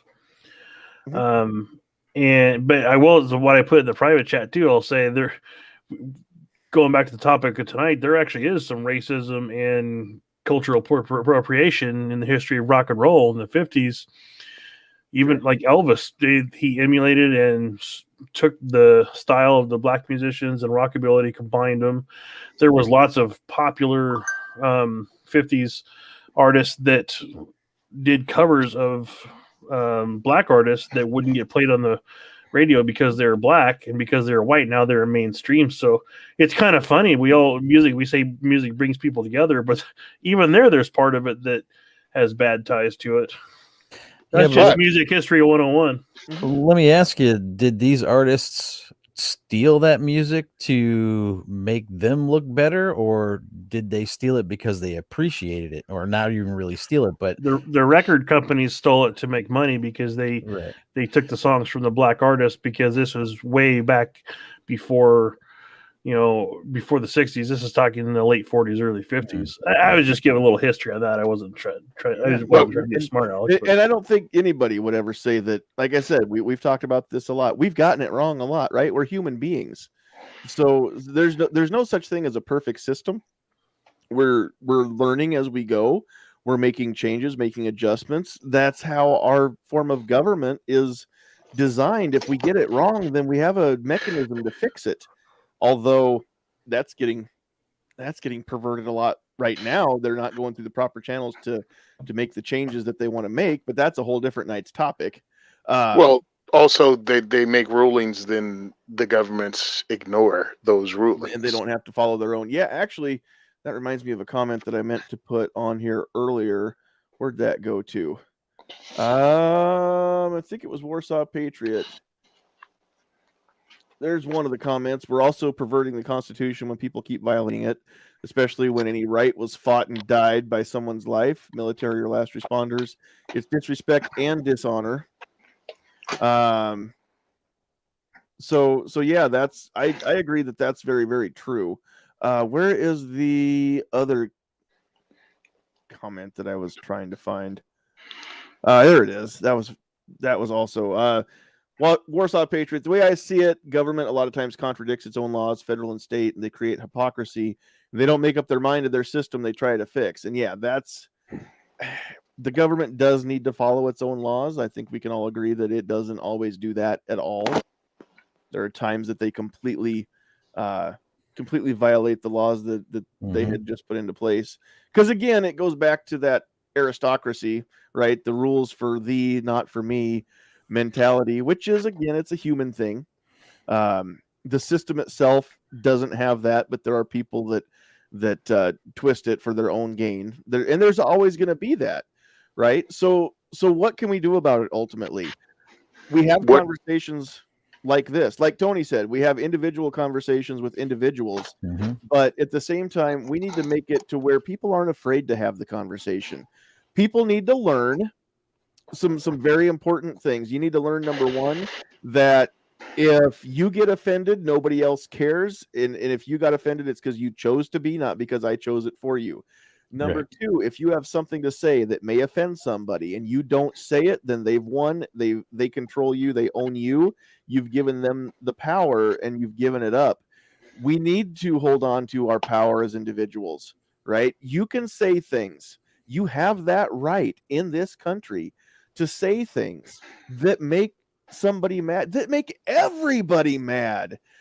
Typically, you're going to make half the people mad, and half the people are going to cheer it. That's usually how stuff works. Like the hell no, we're gonna take your AR-15, your AK-47, right? A lot of people loved Beto for that. A lot of people hated Beto after that. But the thing is, he's got the right to say it. You've got the right to say things that might be construed as offensive, but I want to go back to a clip of a video that I shared here. I think it was about a week ago. This was actually a speech that Rowan Atkinson had given several years ago now. Mr. Bean, if you don't know who that is. Yeah, I love Rowan Atkinson. He's great. He's a very cool guy. The late Rowan Atkinson, now he's no longer here. But one of the things that he had said is when it comes to speech that is offensive, the only way that we deal with that is to allow more of it. If you start cracking down and start squashing speech that is offensive, pretty soon, that is, again, it's subjective. That's only determined by the people who say it's offensive. And one thing can lead to another, and we can get that slippery slope or that snowball effect where pretty soon we're not allowed to say anything. The only way to fight offensive speech is to allow more people to say more things that may be considered offensive by other people. And he went on to say this. He said, I am a firm believer that the best way to fight off childhood disease is to be exposed to it, right? You're better equipped to fight those things to which you're exposed. That kind of goes back to the COVID thing too. But yeah, you're about to get demonetized, right? No, exactly. But when it comes to speech, I mean, honestly, if we can't put these topics out and talk about them and not be afraid of people disagreeing and not be afraid of people who say things that we don't like, I mean, they can't hurt you just by saying things. Speech is never violence. Speech can incite violence, but speech itself can never be violent. I'm sorry. Or lack of speech. White silence doesn't always equal violence. I'm here to tell you there are some things that I just don't give a crap about, and I'm not going to speak up about them. And me not caring doesn't mean that I've hurt you. That just means that you want me to do your work for you because you don't think you can do it yourself. Can I say this too? Hold on. Yeah. You don't have to have an opinion about every fucking thing. Yes. All right. Could we go ahead and say that? I don't Yeah. need your opinion on everything. You don't know everything. You can have a feeling. I know a lot of things I see because you don't see me posting a lot outside of the Second Amendment. Mm-hmm. Why? Because that's the thing I know. Anything else, any other topic, yeah, I might have an opinion, but you don't really need to hear it. And hell, I'm not even sure if it's right. It's Mhm. just my opinion. And with more information learned by me, I can change that opinion. Well, if you don't know something about a topic, don't be like me. Just don't talk about it. I'm the king of running my mouth about things I don't know much about, right? It's part of having a podcast, I think, sometimes. But ultimately, you don't have to talk about the things you don't know about. It's okay to, and if you don't know what you're talking about, it is better to remain silent and be thought a fool, right? Than to remove to open your mouth and remove all doubt.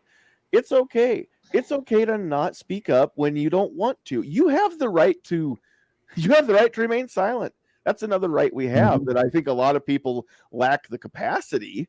But I'm one of them. Yes, I admit it. The thing is that there may be a topic that you don't know about or that you just don't care about, and that's okay. It's okay for you to not talk about certain things, but if you choose to, then don't be afraid. But again, just like Tony said, if you do it on social media, just be prepared that there will be those that want to make you a pariah. It's just natural. If you do it in public, there may be those who want to make you a pariah. If you do it individually, one-on-one, there will always be those people who come up to you, even if you speak at a rally or something like that, or you've got a far reach on social media and you say things and then people meet you face to face.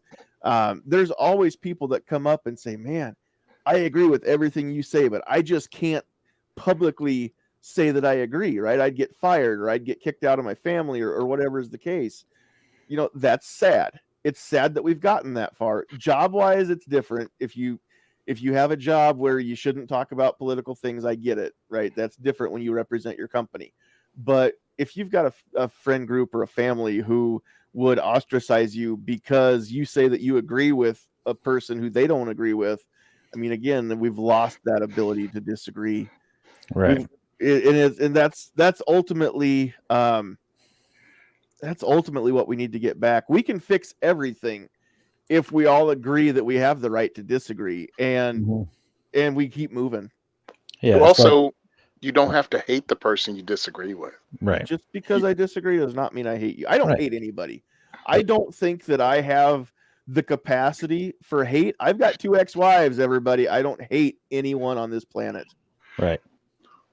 You got to go back to that whole thing of humanity or what humanity is supposed to be about, and people are losing that. They're losing touch with that. And humanity is, being able to express yourself and still respect everybody else at the same time, and they respect you back, and that's really what should make the world go round.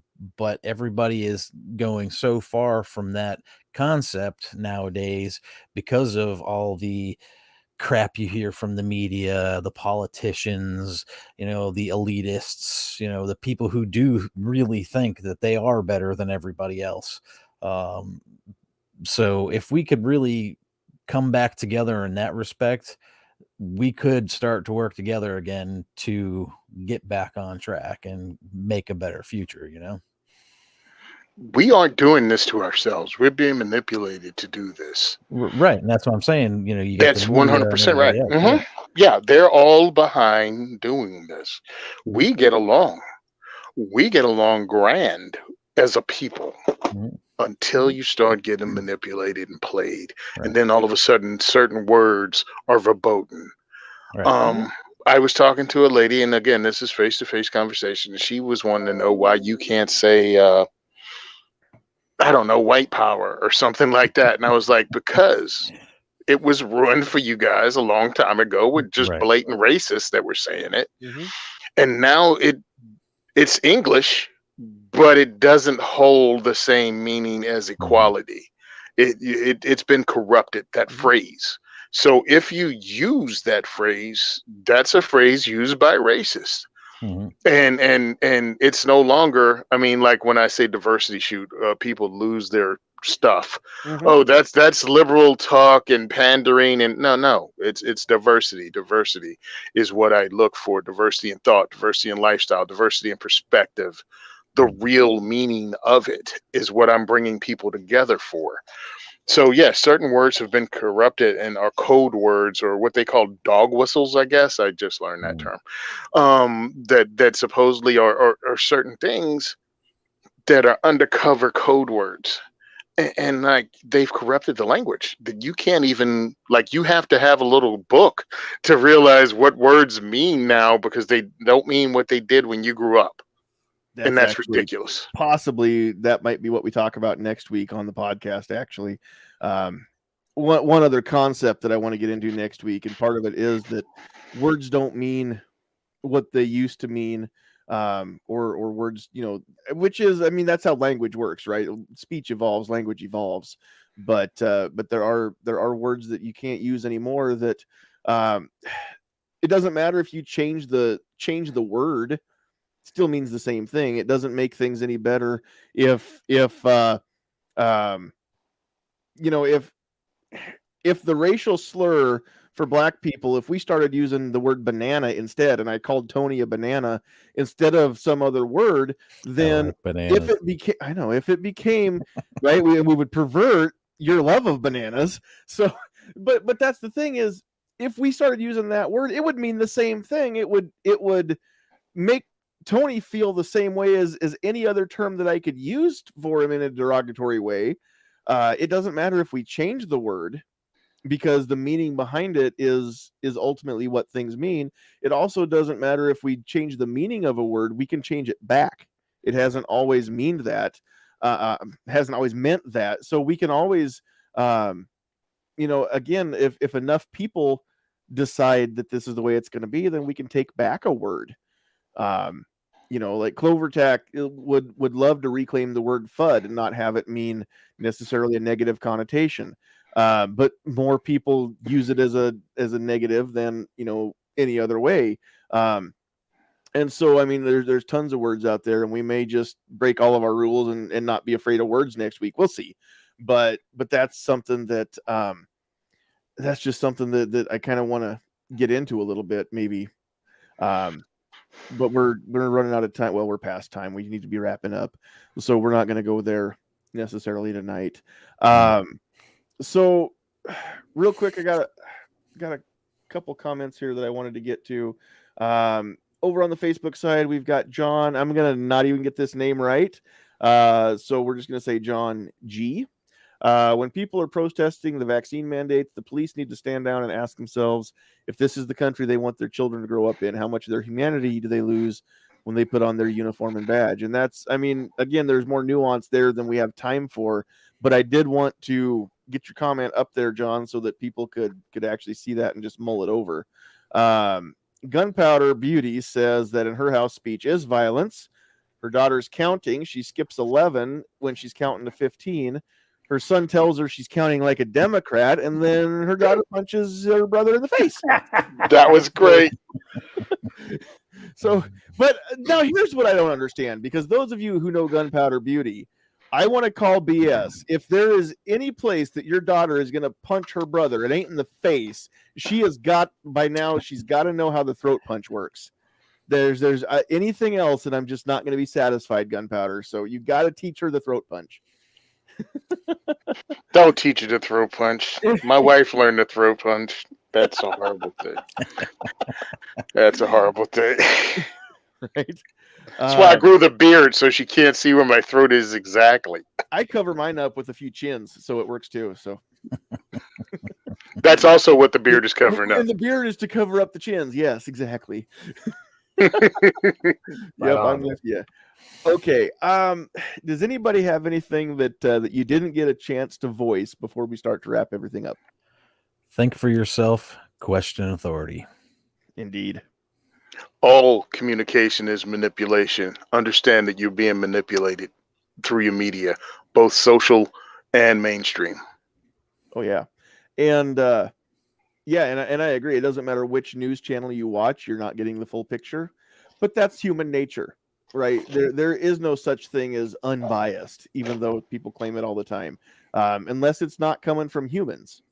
That's the only way it could possibly be, because we all put our spin on it. We all see the world through the lens of our own experience. So, Gunpowder says they had to stop the throat punch in their house because they almost lost a kid due to one. So, okay, yeah, we don't want anybody's larynx getting crushed.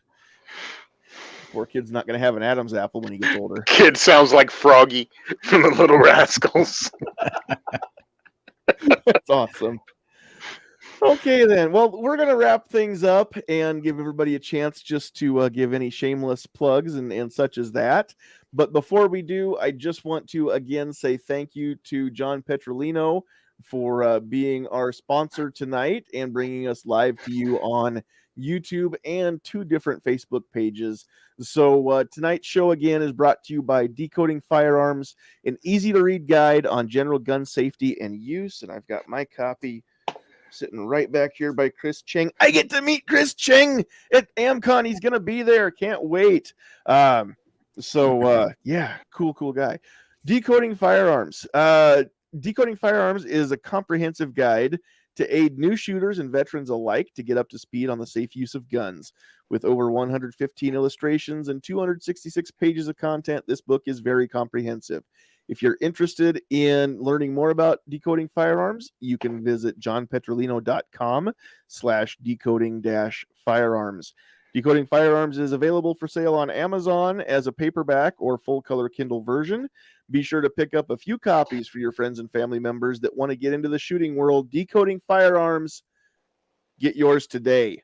It's the one with the cool Matrix-looking background here on the cover. So we keep that right there so people can see it in the background, and subliminally they'll be drawn to go purchase a copy of Decoding Firearms. So yeah, go check that out. Very, very good stuff in there. Even if you're not new to shooting, there's something in there that probably you either forgotten or didn't realize. If you read that through, it's some good stuff. So, John, thanks for being such a cool sponsor and helping bring us live to the masses. We're out there live to almost tens of people right now. So can't wait for that to grow. Help share this. Everybody that's listening and watching, help share it. All right, let's go around the horn. We'll give everybody a chance to wrap things up. We'll just go in reverse order the way that we introduce people. So we'll go kind of counterclockwise here. Travis P11, anything that you want to close with, and where can people find more of what you have to say? Just it's been a great discussion this evening, so thank you for the invite. And you can find me over YouTube. The channel is Travis P11, and normally we do a Saturday morning podcast at 8 a.m. called Caliber Corner. Got some obligations this Saturday that I'm going to be attending to, some range duties I'm going to be doing, so I'm going to be busy, but we will be back in 2 weeks with another episode of that. Otherwise, man, appreciate the invite. It's been a great show. Yeah, thanks for your input. Very, very glad to have you here. All right, Defense Dad, where can people find you, and any closing thoughts you have?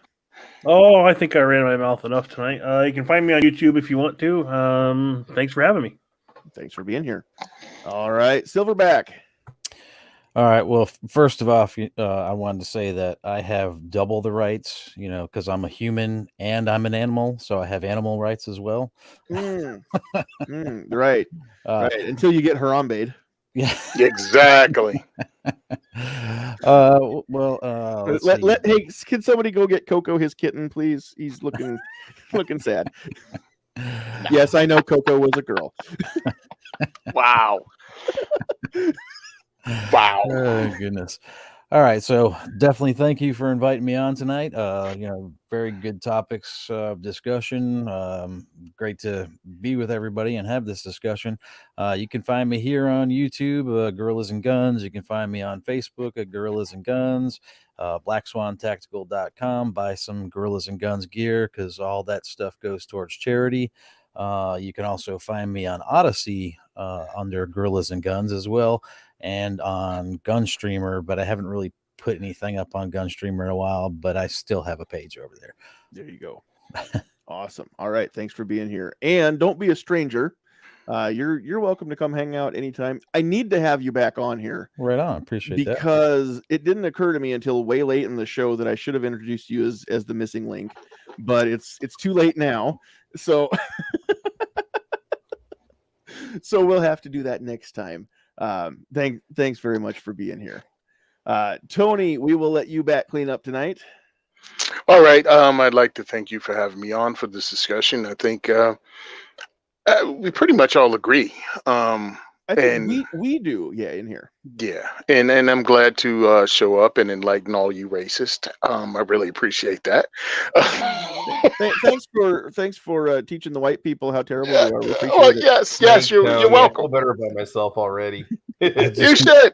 Never No, knew wait a how minute. racist Wait, I was. I feel worse about myself already. There you go. That's Thank what you. I wanted right there. I was feeling a little too equal to you, Tony, but I'm sorry that I was. And I don't know why I please- even started this. Please I'm going forgive to me. get down on my knees and apologize. Yes, you had to genderflex to me, or whatever that word is. It was my word of the day, but I probably mispronounced it. Anyway, yeah, thanks for having me on, guys. Look, we need to laugh at some of this, but we also need to understand as the people we're being manipulated. We the people are amazing. America's proven it over and over and over again. And there are people out there that's trying to make us to forget how freaking awesome we are. We've come a long way. We've come further than most countries ever have in a way shorter period of time. And we should celebrate that. And then we should fix ourselves and we should kick our government in the ass when they screw up, because that's the power we the people have. And I think with 70% of the people not voting, there's a reason why they play us like this. Because if they can keep us divided, they can get even less people to vote.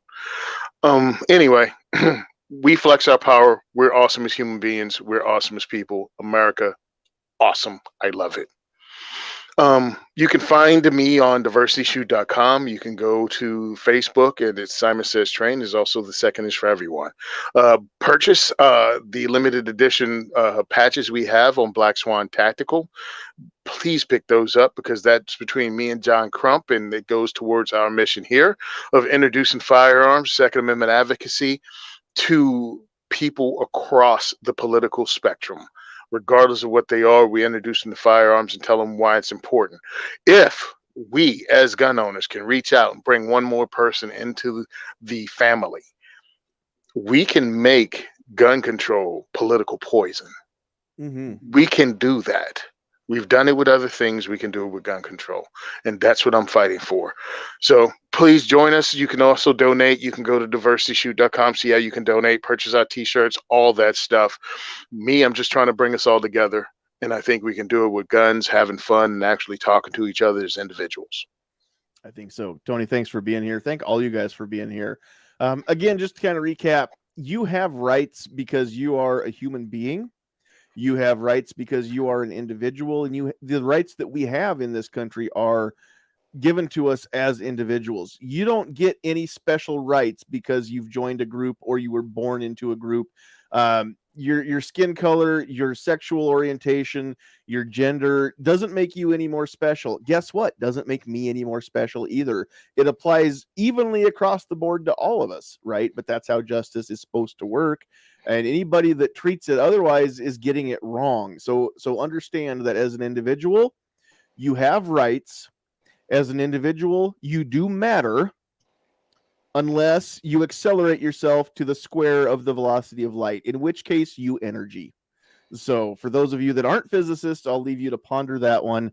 But thanks everybody for being here. If you have any questions, anything you want to add, please feel free to either drop comments down below in the discussion in the comment section, excuse me, not the live chat, but in the comment section, or you can drop us an email at nesandhillsmedia@gmail.com. I'll put that on the screen there, scrolling across.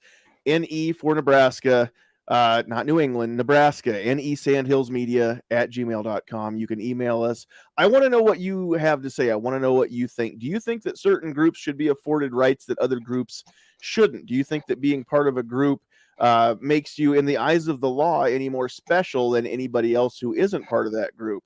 And if you do think that, how are you not a supremacist in your own way? That's what I want to know.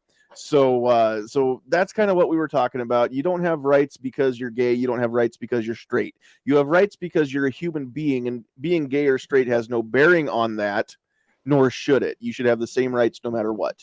And so that's really all we're getting at tonight. We have talked about a lot of examples where that's not how it is being acted out, and we understand that that's crap. That's why we're talking about it. The more of this we can talk about, the more conversations we can have about this, the easier it gets to talk about, the easier it gets to hear for some people who have a hard time hearing it, and the closer we are to finding out that, hey, most of us actually do have this common ground. We all agree for the most part on the fundamentals, right? It's just the details that we fine tune.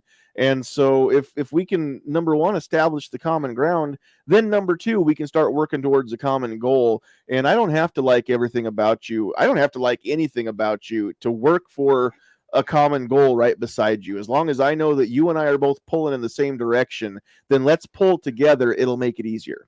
So I think we need to relearn that as a society. We need to relearn that just because somebody doesn't agree with you doesn't mean they hate you. And guess what? Just because somebody hates you doesn't mean that that you should stop trying either, right? There's going to be haters. Haters going to hate, right? But to quote a very, very cool guy, a very smart man who I am proud to claim as a friend, just remember this. Are you going to talk about it? Or are you going to be about it?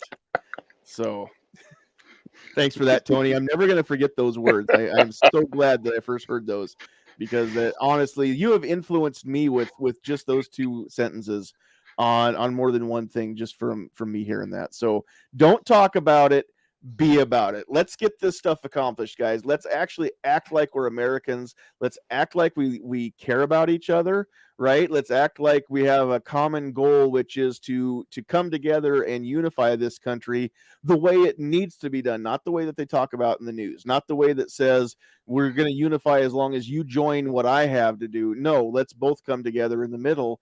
And then, like I said, let's go the same direction. Let's both pull together and see how far we can get. It's going to be a lot farther than any of us think it will be. So on behalf of Travis P11 and Defense Dad and Silverback Bananas and Tony and Sandhills Sweetheart, who is not in her producer's chair, but she's getting there, guys. The strength is slowly but surely coming back. You did notice she actually had a few comments out there in the live chat on the YouTube side tonight. Patriot can die happy now, or he can go to bed happy at least, because he only comes to see her. So now that he got to see her, then now he's good to go. And I haven't seen him since, so I think he logged off after he got to talk to her. But those of you who do pray, please keep praying for Sandhills Sweetheart to get stronger. The cancer's gone, but the strength is not back yet. So that's what the next step is to work on.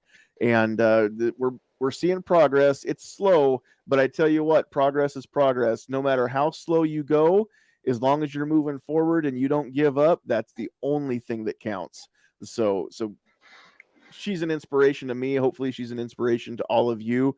Go on Facebook. Go find Sandhills Sweetheart. Go to her Facebook page. Give her some love. Let her know. Let her know that you're pulling for her, that you're praying for her, because that will that seriously touches her more than you could ever know it does. Knowing that there's people out there she's never met that care about her, know who she is, and are praying. So please do that. Have these conversations, learn where and when and how to have them. But remember that if you're talking to be right, you've already lost the battle. If you are listening to talk instead of listening to hear what they're saying, you've also lost the battle. So God gave you two ears, one mouth. You should listen twice as much as you talk. I don't have that as an option. I'm not wired that way. Let me be an example of what not to do. Do as I say, not as I do. But please try and see where the other person's coming from. See if you can understand how they feel, why they feel that way.